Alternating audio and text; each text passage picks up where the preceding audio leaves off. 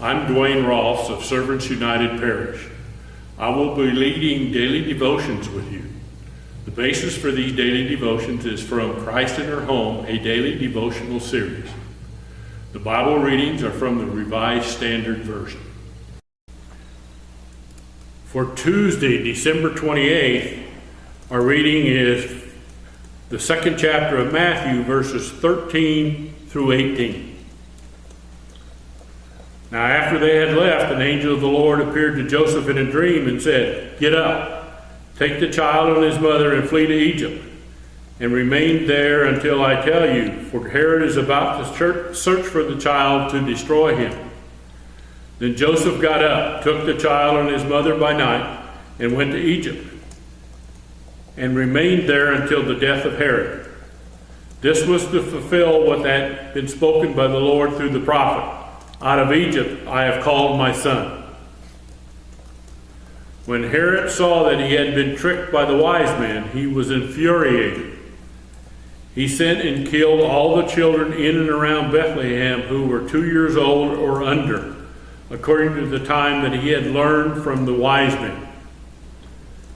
Then was fulfilled what had been spoken through the prophet Jeremiah. A voice was heard in Ramah, wailing in loud lamentation, Rachel weeping for her children.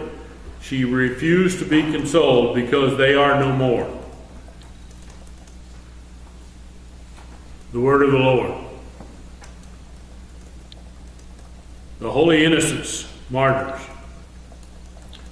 The pain of losing a child is excruciating, as I have walked alongside a number of friends and parishioners who have laid children to rest. I have seen how unbearable this loss is. When I read this passage from Matthew, so many emotions come over me: anger, frustration, sorrow. Why must Herod call for every child under 2 to be killed? But he is power hungry and will do anything to try to ensure that Jesus does not reign. Christmas is, of course, just the beginning of the story of Jesus' life on earth.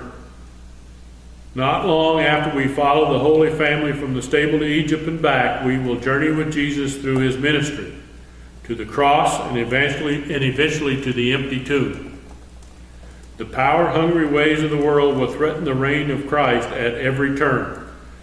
But in the words of Clarence W. Hall, Easter says you can put truth in the grave, but it won't stay there.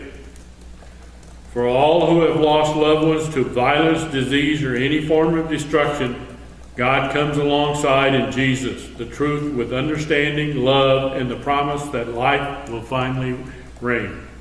Our prayer. God, we don't understand why great loss happens, yet we know you mourn with us. Help us reach out to all who grieve. Amen. Please join me in the Lord's Prayer. Our Father who art in heaven, hallowed be thy name. Thy kingdom come, thy will be done, on earth as it is in heaven. Give us this day our daily bread, and forgive us our trespasses as we forgive those who trespass against us. And lead us not into temptation, but deliver us from evil. For thine is the kingdom, and the power, and the glory, forever and ever. Amen.